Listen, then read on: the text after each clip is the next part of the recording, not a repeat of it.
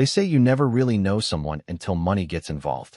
Or maybe you do know them, but you're just too blinded by love to see the truth. My name's Trevor. I'm 34. I run a small but thriving auto repair shop I built from scratch with nothing but a rusted-out garage, a dream, and a ridiculous amount of elbow grease. I'm not flashy. Never have been. I drive a modest truck, wear old boots until the soles flap like dog tongues, and believe in things like loyalty, second chances, and keeping your word. That last one. Turns out it's a rare trait these days, especially in my wife's family. Maya, my soon-to-be ex-wife, is 32. When we met, she was working the front desk at a dental clinic. I was fixing up a beat-up '67 Mustang for a client across the street. We got coffee once, then again, and somehow that turned into nights on the porch, her in one of my hoodies, sipping wine and asking about carburetors like she actually cared. I fell hard. We got married after 2 years. I thought I hit the jackpot. Smart, witty, easy on the eyes, and she laughed at my dad jokes even when I knew they were terrible. But if I could go back, I'd pay more attention to the look her mother gave me during the engagement party. Like I was a weed that sprouted in her manicured garden. Maya's family has money. Not billionaire yacht club money, but enough to make a middle-class guy like me feel like I had to explain myself every time I bought off-brand cereal. Her dad is a retired corporate lawyer, sharp as a blade and twice as cold. Her mom is the kind of woman who casually mentions other people's salaries at dinner, just loud enough to make you feel underdressed in your own skin. From the beginning, they didn't think I was good enough. And to be fair, I didn't come from much. My dad was a mechanic, too. He taught me everything I know. He passed when I was 23, and I took over the business with nothing but a few loyal clients and a bank account that might have had $300 in it on a good week. I remember the prenup conversation like it happened 5 minutes ago. Her dad sat us down before the wedding, cleared his throat, and said something like, "This isn't personal, Trevor, just a standard agreement to protect Maya's interests." Maya smiled awkwardly, like she didn't want to do it but was too used to doing what her parents said. I agreed to it. I didn't have anything worth protecting anyway. But I read every word, and I added one clause. Just one. If either party commits adultery, it said, they forfeit all claims to marital assets. Her dad raised an eyebrow but didn't object. Fair is fair, he said. I signed. So did she.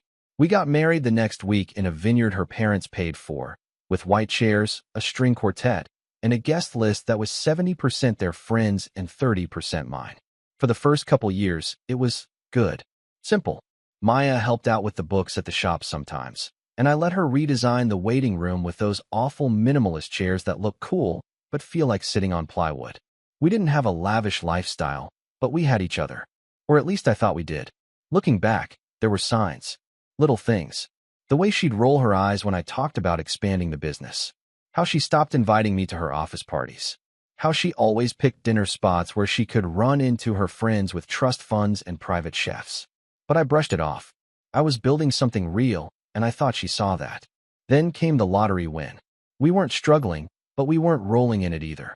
I was at the gas station after closing up shop late one Friday, dirty hands, oil-stained jeans, and for some reason, I grabbed a scratch-off ticket. I don't even know why.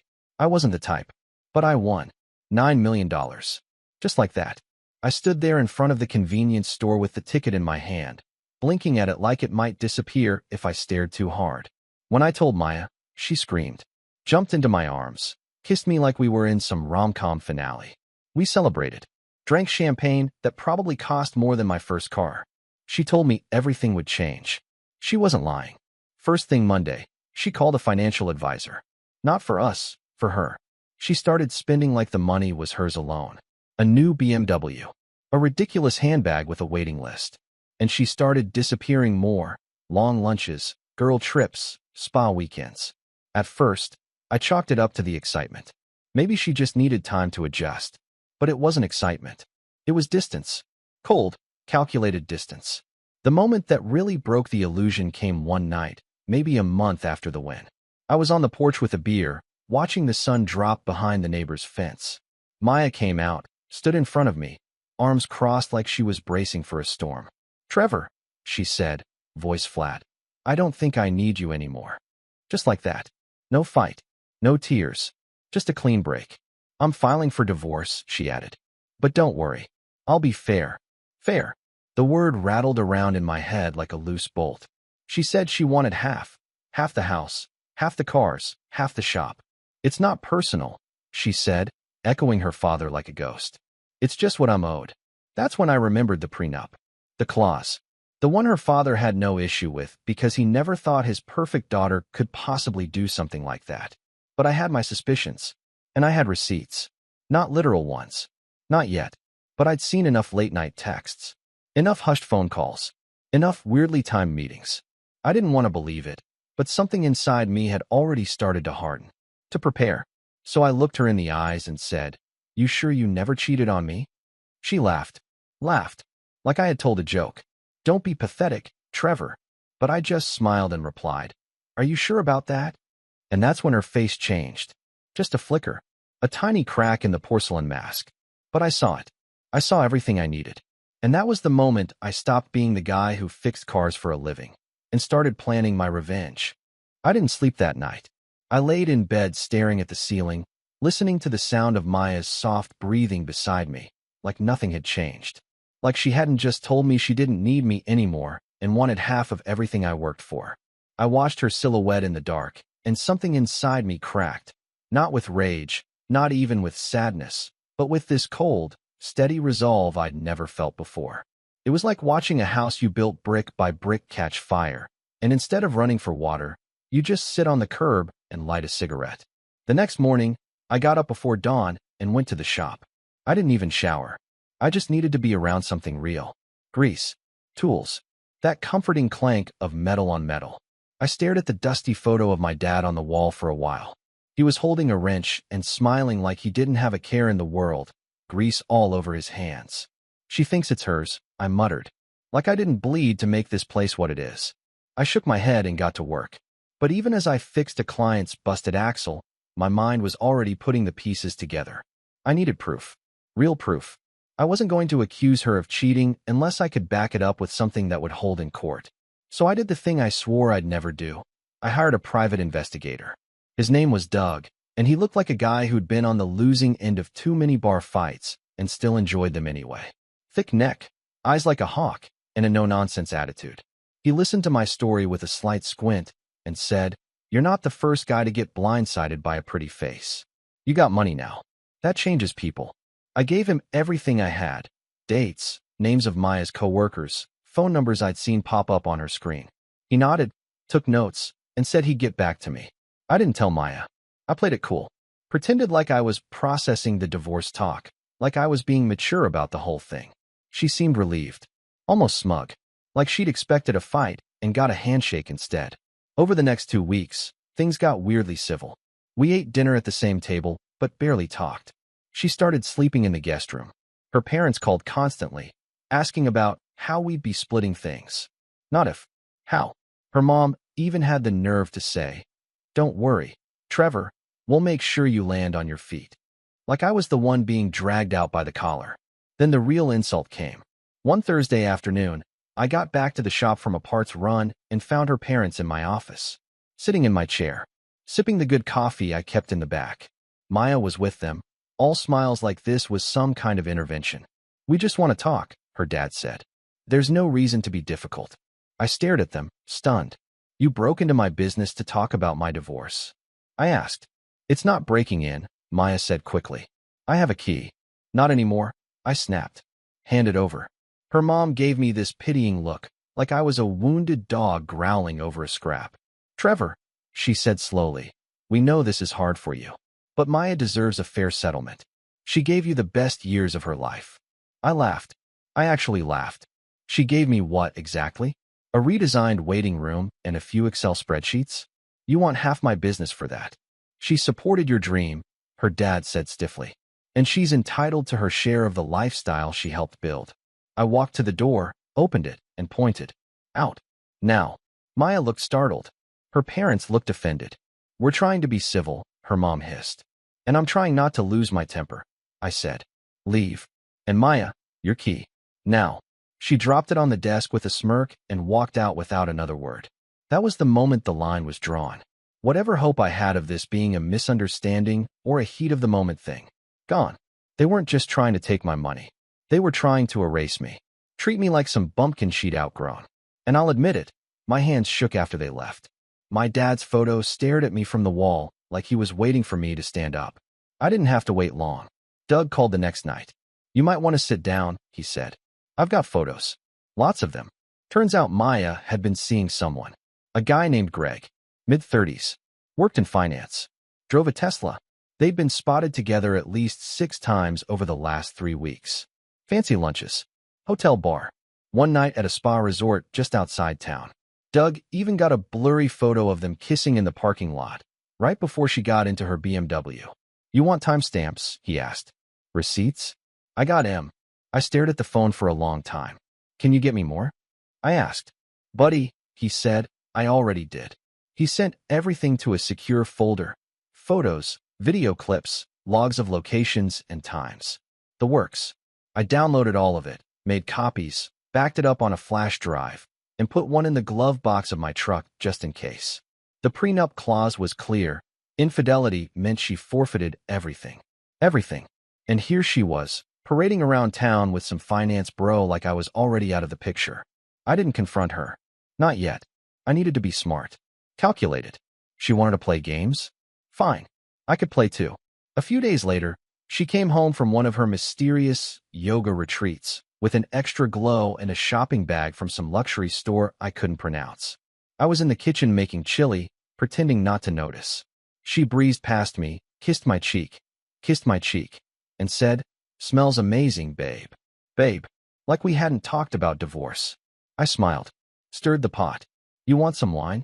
"Sure," she said, toeing off her shoes. We ate together, watched some Netflix, even laughed at a few scenes. She leaned her head on my shoulder at one point, and I almost pulled away. Almost. But I didn't. Because I needed her to keep thinking I was a fool. That she had the upper hand. That I was still that small-town mechanic with a soft heart and a blank checkbook. But inside, I was already building the endgame. Then came the betrayal I never saw coming. One morning, I got to the shop and found a city inspector waiting outside. "You Trevor Whitman?" he asked. "Yeah. What's this about?" "Anonymous complaint. Zoning violations. Safety code issues. We're doing a walkthrough." My stomach dropped. I followed him inside, showed him around, and watched as he took notes and pointed out things I'd already fixed years ago. "Gonna need to see the original permits," he said. "And your business license renewal form." It took me a few hours to pull all that together.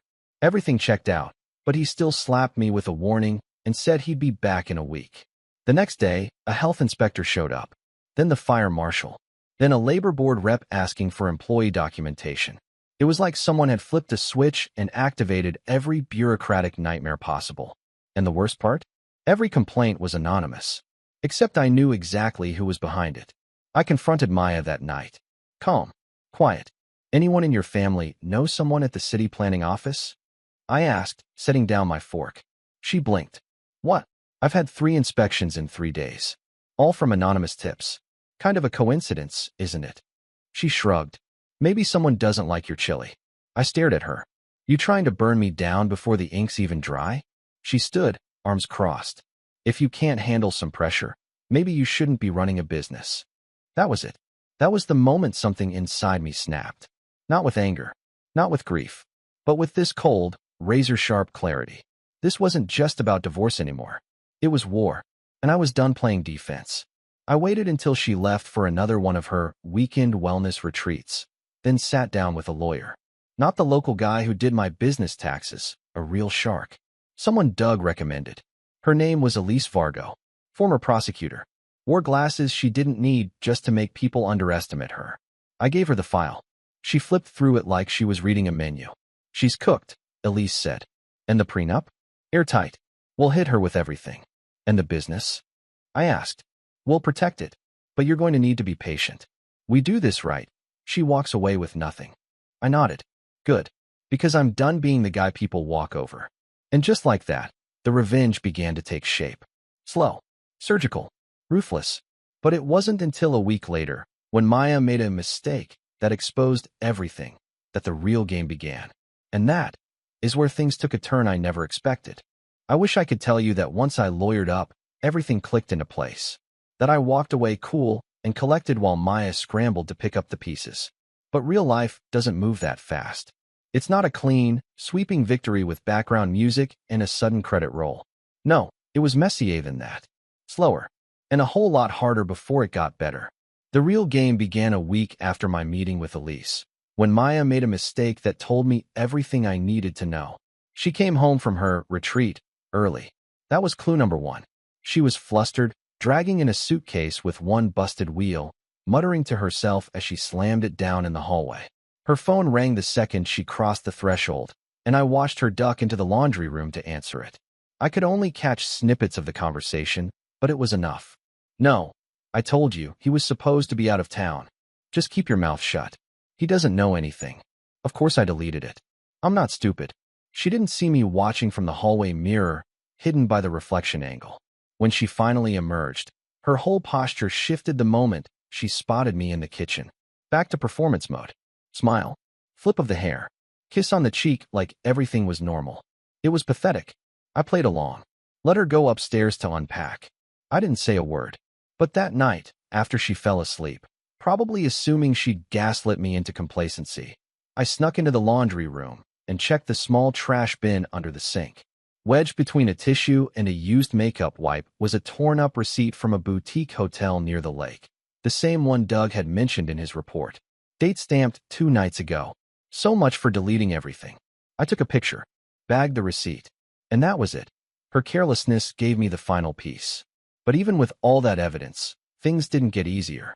The next few weeks, they were brutal. It was like I was living in 2 parallel worlds, one where I smiled through customer tune-ups and break checks during the day, and another where I was quietly watching my marriage implode every night at home. Maya was colder now. She barely spoke to me unless it was transactional. She started making snide little comments, like, "Enjoy this while it lasts," and "I hope you saved some of that lottery money." She had no idea I'd already moved most of it into a separate account under my LLC's name. Elise had helped with all that. She'd structured everything legally and airtight. But Maya didn't know, and I wasn't about to educate her. The shop started struggling. Not because of business, the clients still came. Word of mouth was strong, and my team was solid. But the city inspections kept rolling in. New complaints. More anonymous calls. Someone reported that our oil disposal unit was leaking. It wasn't. Then came a zoning board notice citing a permit technicality from 10 years ago. All of it designed to wear me down. Drain my time, my money, my energy. I knew who was behind it. Her father, most likely. Maybe with some strings pulled through old colleagues. It was a quiet siege, slow, subtle, designed to make me fold. And I'll admit it, I almost did. One morning, after my 3rd cup of black coffee and an entire night spent filing inspection responses and damage control emails, I stood alone in the break room of my shop and just broke. I leaned against the fridge, slid down to the floor, and sat there like a lost kid. I wasn't crying. I didn't even have the energy to cry. I just felt hollow, numb, like all the fight had drained out of me. I'd spent a decade building this life, this business, this marriage, and it was crumbling like dry plaster under my feet. That was my rock bottom. But funny thing about hitting the bottom, once you're there, there's nowhere left to fall, only forward. A few days later, something shifted. It didn't happen all at once. No big revelation, no dramatic speech in the mirror. Just a moment, sitting in my truck after closing up shop, watching the sunset paint the sky with fire. I remembered something my dad used to say when things got tough. If it's too heavy to carry, don't try to lift it all at once. Break it down, one piece at a time. That night, I wrote down a plan. Not for revenge. Not yet. For me. Step 1, secure the shop. Elise put me in touch with a business consultant who specialized in protection during contentious divorces. Together, we reviewed every contract, every license, every employee file. We restructured the business into a new LLC with a trust shield, transferred assets, and filed the paperwork so cleanly that even a team of lawyers would struggle to poke holes in it. All above board. All perfectly legal. Step 2, mental space. I moved out. Not far, just a rental on the edge of town with a view of the hills and a garage big enough to park my truck and keep a few tools. It wasn't fancy, but it was mine. No pretending. No watching my soon-to-be ex walk around in silk robes like she was auditioning for a reality show. Just peace. When I told Maya I was leaving, she barely blinked. Guess I get the house in the meantime, she said with a smirk. Enjoy it, I replied. And I meant it. Because the house. It was a box with memories that already felt like they belonged to someone else. Step 3. Rebuild. I poured myself into the shop again, not just to keep it afloat, but to reinvent it. We launched a new marketing push. I upgraded our tools and diagnostic system. I gave raises to my guys, the ones who stuck by me without asking questions. I even started doing weekend workshops for teenagers who wanted to learn the basics of car repair. It gave me purpose, gave the shop new life. One of the kids, a quiet girl named Brielle, reminded me of me at that age. She didn't say much, but when she rebuilt her first alternator, the smile on her face lit up the whole room. I started looking forward to Saturdays again. Then came the interviews. Elise had a contact at a local paper who wrote a piece on small businesses surviving divorce battles. I didn't name names. I didn't throw Maya under the bus. I didn't need to. I just told my story, quietly, plainly. How I built something with my hands. How I nearly lost it.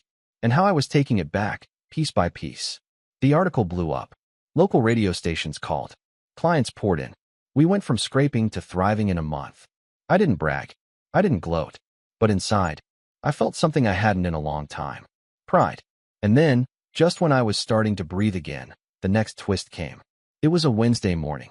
I was at the shop early, organizing invoices, when Elise called. She filed, she said. I froze. Filing what? She's officially filed for divorce. She's demanding 50% of all assets acquired during the marriage, including the shop, the lottery winnings, the truck, even the furniture. She knows about the prenup. Elise paused. She's claiming she never cheated. I leaned back in my chair, staring at the ceiling. Of course she is.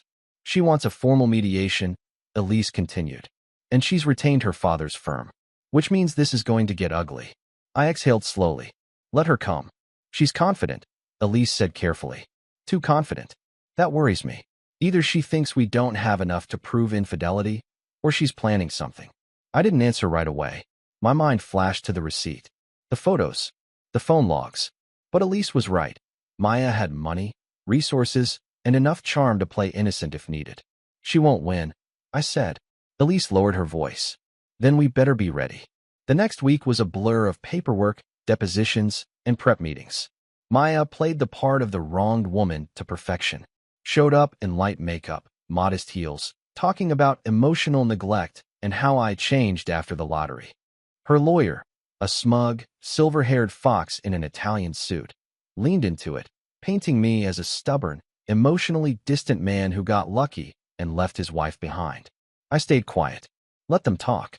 But when Elise opened her folder, slid the photos across the table, and dropped the time-stamped hotel receipts, the room charges, the surveillance stills, even a credit card bill with both their names on a spa day, the entire tone shifted. Maya's face drained of color. Her smile faltered. For a second, she looked right at me, and I saw it. Panic. Her lawyer tried to recover. Claimed the photos didn't prove anything. That the man could have been a friend. That the hotel receipts were circumstantial. Elise didn't even blink. Would the court like to see the text messages? We have copies. Maya turned sharply. What text messages? Her lawyer whispered something, but she wasn't listening anymore. Her posture collapsed in on itself. Her eyes darted. She realized, for the first time, that she'd miscalculated. But Elise didn't stop there. She outlined every clause of the prenup, walked them through the infidelity clause with the grace of a seasoned sniper. And then, as she pulled out the ace, a signed statement from Doug's contact, a hotel employee who confirmed Maya had requested the discreet entrance for repeat guests who prefer privacy. She'd used it 3 times. With the same man. The room went silent. Maya didn't speak. Her lawyer asked for a recess. They left the room, whispering furiously. And I sat there, calm, still, the same way she looked the night she told me she didn't need me anymore. Except now, the roles had flipped. And that was the moment I realized the fall was over. It was time to rise. They say revenge is a dish best served cold. And let me tell you something. The colder it gets, the clearer your mind becomes. After that mediation session, Maya knew the tide had turned. For the first time, she wasn't the one pulling strings. She wasn't the one with the smug smile or the condescending tone. She wasn't the puppet master, not anymore. And I wasn't the fool in overalls, wiping grease off my hands while she made plays behind my back. I was calm, patient, focused, because this was the part of the game where silence did the real damage. After her lawyer called for that recess and they stormed out of the room, Elise and I didn't say much. We didn't need to. She closed the folder like she was sealing a coffin and gave me a single nod. She's shaken, Elise said. But don't celebrate yet. She's the type to come back swinging. I nodded slowly. Let her. And I meant it. Over the next few days, Maya went quiet. Not completely. She was still living in our house, though I was long gone from it. But the flurry of emails from her lawyer slowed. The court filings became more cautious. Suddenly, she wasn't demanding the shop or the cars. She wanted amicable terms, fair division, peaceful resolution, as if none of this had been a targeted assault on everything I built. But it was too late for that, because now I had something I didn't have before, leverage, and I wasn't going to waste it. The truth is, I didn't just want to win in court. That would be too clean, too easy. I wanted something else, not spite, not cruelty, but understanding. I wanted Maya to feel the weight of what she'd tried to destroy, to face the people she dismissed, the sacrifices she mocked, the legacy she laughed at. So I started laying the groundwork. The first thing I did was secure my team. I gathered every employee, my 2 mechanics, my front desk guy, and my part-time assistant, and brought them into the back room for a meeting. I told them the truth. Not everything, but enough. There's going to be a lot of noise in the next few weeks, I said. People might ask questions. Papers might dig. And there might be rumors. But this shop, this crew, we don't fold. We hold each other up. Tony, my longest tenured guy, just grinned. Boss, we've seen you rebuild a transmission blindfolded. We're not going anywhere. I gave them all bonuses that week. Not out of guilt, out of gratitude. Because loyalty like that, it deserves to be repaid. Next, I reached out to Doug. He'd done his job, and done it well, but now I needed more. Not just proof. Strategy. I want to know everything, I told him. Not just Maya. Her parents. Their assets. Their connections. The legal firm. Everything. Doug raised an eyebrow. Going for the nuclear option? I want to see the whole board, I said. Every piece. Then I'll decide. It took him a week to compile the file. Maya's parents, as it turned out, had more skeletons than I expected. Her father's law firm was legitimate, but they were known for aggressive tactics, backdoor deals, and occasionally skating on the edge of legality. He'd settled a harassment case quietly 3 years ago. Nothing criminal, but it wouldn't look great in public records. Her mother? She'd borrowed money from her charities fund to float a remodeling project, repaid it before the books closed, but there was documentation. And Maya? She had debt. Not a lot. Not enough to ruin her.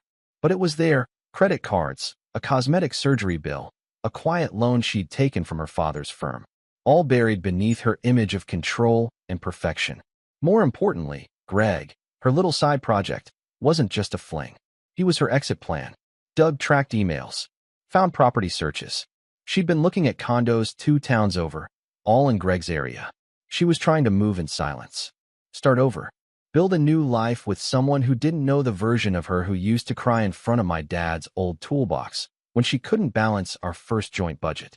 That stung more than I expected. Not the betrayal. That was old news. But the erasure. Like I was just a stepping stone. But that was fine. Let her plan. Let her dream. Because I had plans of my own. And mine. Mine came with an audience. You see, during all this, the inspections, the lawyer meetings, the press, one thing had kept me grounded, my dad's legacy. The shop wasn't just a business. It was a symbol, a place he built with bare hands, calloused fingers, and honest sweat. When he passed it to me, he didn't give me a will or a vault full of money. He gave me purpose. So I decided to make it public. I called the local paper again, told them I wanted to do a feature, not on the divorce, not on the lottery, but on the anniversary of the shop, 30 years since my dad opened it. I framed it as a legacy piece, invited past customers, local officials, old friends. We set a date for a Saturday morning, set up food trucks, local radio. It was going to be a celebration. But for me, it was going to be something else. An opportunity, because I knew Maya would hear about it. I made sure she did. I casually mentioned it during a property mediation. Elise, don't forget, I'll need to reschedule the next meeting. The shop's hosting an event. 30 years, you know. Dad would have been proud. I didn't look at Maya when I said it, but I felt her shift in her chair. Event, she asked. I shrugged. Local thing. Press, community, friends of the shop. Nothing fancy. She didn't respond. But later that night, Doug texted me. She's asking around. Wants to know if she's invited. I smiled. Let her wonder. In the days leading up to the event, I tied up every loose end. Elise finalized the asset protection moves. Doug confirmed that Maya and Greg had argued. Apparently Greg wasn't thrilled about being exposed in court. I heard she'd gone to stay with her parents for a few nights. Rumors were flying. Friends of hers started unfollowing her. The flawless image was cracking. Then, 3 days before the event, I did something bold. I sent her an invitation. Just a small white envelope. No return address. Inside was a formal card. Celebrating 30 years of Whitman Automotive. Honoring the legacy of James Whitman. Saturday, 10 a.m., community open house. All welcome. No signature. No message. Just the invite. And sure enough, she came. She showed up in a long beige coat, oversized sunglasses, and a perfectly neutral expression. Her mother was with her, dressed like she was attending a brunch for senators, not a mechanic's anniversary party. Her father didn't come. Probably smart. I watched them walk in from the back office. Watched her eyes scan the crowd, looking for someone. Me? Greg? Maybe both. I waited 10 minutes. Then I stepped outside, walked up the small stage we'd built with the help of the city council, and tapped the mic. Hey everyone, I said, voice steady. Thanks for coming. 30 years ago, my dad opened this place with nothing but a single toolbox and a heart bigger than his wallet. He taught me everything, not just about cars, but about people, about respect, integrity, work you can be proud of. So today, we're not just honoring a business. We're honoring him. There was applause, some cheers. A couple of old customers whistled from the crowd. But I wasn't done. Some of you know I've had a rough year. I continued. Personal stuff. Divorce, legal fights. It's no secret. But I'm standing here today not because of luck or money, but because I never forgot where I came from. Because even when people tried to tear this place down, we stood our ground. More applause. Louder this time. I locked eyes with Maya. Her smile had vanished. I held up a small box, a gift we were giving to the first 100 guests. Inside was a limited edition keychain shaped like a wrench, with the words, "Built to last." My dad used to say the best machines are the ones that take a beating and keep running, I said. So to anyone who ever doubted this shop, or me, I just want to say, we're still here. And we're not going anywhere. The crowd erupted. And Maya? She turned and walked away. No goodbye, no speech, just a silent retreat, her mother scurrying after her like a chihuahua chasing a car. I stepped off the stage and let the celebration continue. But inside, I was already preparing the final move. Because that wasn't the end. That was just the setup. And the real revenge was coming next. After the anniversary event, Maya disappeared for a bit. Not literally, but socially. No posts. No updates. No wine and brunch selfies with her friends. No passive-aggressive memes about healing or starting new chapters. For a woman who used to treat Instagram like a confessional booth, her silence was louder than anything she could have said. But I didn't let my guard down. Because people like Maya don't just walk away. They recalculate, reshape, regroup. Sure enough, 3 days after the celebration, Elise called. She's asking to amend the divorce terms. I raised an eyebrow. How bad? She wants to drop her claims on the business. She's offering a clean split of the remaining assets, house, accounts, vehicles, but she wants a confidentiality clause. No public mention of the affair. No mention of the prenup. I stared at my laptop, then out the window of the shop. She's trying to save face. Elise didn't even need to respond. I already knew. Maya didn't want to win anymore. She just didn't want to lose publicly. But this wasn't about the public. Not for me. Not anymore. It was about making sure the people who thought they could play God with other people's lives, who thought they could stomp on loyalty and still walk away clean, finally faced a consequence they couldn't talk their way out of. Elise, I said, decline her offer. You sure? I'm sure. I want full execution of the prenup. She gets nothing. Not a penny. And no confidentiality clause. A pause. Understood. And with that, we moved forward. The court date was set. I didn't tell anyone. Not the guys at the shop, not my friends, not even my mom. I didn't want distractions. I didn't want drama. I just wanted it done. The courtroom wasn't packed, just the essentials. Me, Elise, Maya, her lawyer, and a judge who looked like she'd rather be anywhere else. But the air was thick with unspoken things. Maya walked in wearing a navy blue pantsuit that probably cost more than my first car, her hair pulled into a sleek bun, makeup perfect, posture sharp, image intact. But under all that polish, I could see the tension in her shoulders, the fear behind the gloss. Elise stood, presented the case. Methodical, precise. She didn't belittle Maya, didn't rant, just laid out the facts, the prenup, the clause, the evidence, the dates, the infidelity. She referenced case law, precedent, and financial disclosure timelines. She presented it all so cleanly that even Maya's lawyer didn't object. Then Maya took the stand. I didn't expect a confession. I didn't expect an apology. But what I got was desperation. She tried to pivot, claimed the relationship with Greg didn't begin until after our separation talks, claimed emotional neglect, claimed she'd only agreed to the prenup under familial pressure. Her voice trembled, just a little, but enough to notice. Her lawyer looked like he was trying to melt into his chair. Elise stood calmly when it was her turn. "Mrs. Whitman," she said, "can you confirm this is your signature on the prenup?" "Yes." "And this clause here, you read it before signing?" "Yes." "And these photos, these receipts, these time-stamped messages, you're saying all of them occurred after the marriage was emotionally over, but before it was legally dissolved?" Maya hesitated. "Yes.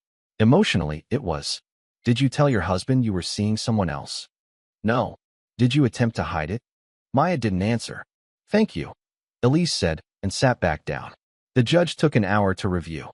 It felt like a week. When she came back, her decision was blunt. Per the legally binding prenuptial agreement signed by both parties, and based on the provided evidence of infidelity, the court rules in favor of the petitioner. The respondent forfeits all claim to shared marital assets, including business holdings, property, and lottery earnings. Maya flinched, just a twitch. Then came the final nail. Furthermore, the court sees no cause for a confidentiality clause. This matter will remain public record. It was over. I didn't look at her when we left. She didn't look at me. But her mother was waiting outside the courtroom. When Maya stepped into the hallway, her mother stood, took one look at her, and whispered, not loud, but loud enough, "You should have listened to him." Then she turned and walked away. I don't think I'll ever forget the look on Maya's face in that moment. Not rage, not sadness, just nothing, like everything had gone silent inside her. I thought that would be the end. But there was one more card to play. See, revenge isn't just about what you take. Sometimes, it's about what you give back. The day after the ruling, I called Greg. Doug had dug up his number months ago. I never used it. Never had a reason. But now I wanted to see something. He answered on the third ring. "Hello, Greg. This is Trevor Whitman." A pause. "What do you want?" "I just wanted to say thank you." "For what?" "For making my divorce easier." Silence. "I don't." "You will," I said. "Check the court filings. They're public." Click. I don't know what he did after that. Maybe he ran. Maybe he ghosted her. Maybe he stuck around out of guilt. But I never heard about him again. Maya moved out of the house a week later. I didn't ask where she went. I didn't care. I kept the house, not because I wanted it, but because I earned it. I donated most of her furniture. Gave the guest room to my godson for weekend visits. Turned the office into a music room. Bought a cheap used piano off Facebook Marketplace and started learning to play. I was awful, but it didn't matter. It was mine. The shop kept growing. I brought on 2 more employees, expanded to a second location with Elise's help, and started offering trade workshops twice a month. One of my students, Brielle, got a scholarship to an engineering program. I wrote her recommendation letter myself. The lottery money? I barely touched it. Most of it went into an investment trust under my mom's name and a fund for community development projects. We opened a free car care clinic for single parents and veterans. No fanfare, no plaques, just real help for real people. One afternoon, about 3 months after the ruling, I found myself back on the porch of the shop, drinking iced tea with Tony. The sun was setting, casting long shadows over the pavement, and the smell of oil and rubber hung in the air. "You ever think you'd be here?" he asked. I took a sip and smiled. "No," I said, "but I'm glad I am." He nodded. "Hell of a thing, what she tried to pull." "Yeah," I said, "but it's done." And it was. The thing about revenge is, It's not about destruction. Not really. It's about restoration. Reclaiming what was taken. Finding your footing. Standing tall again. Not because you crushed your enemies, but because you remembered who you were before they tried to bury you. Maya tried to burn everything down. I rebuilt from the ashes. And I made sure the world knew who started the fire. I didn't just survive the storm. I built my shop out of its wreckage.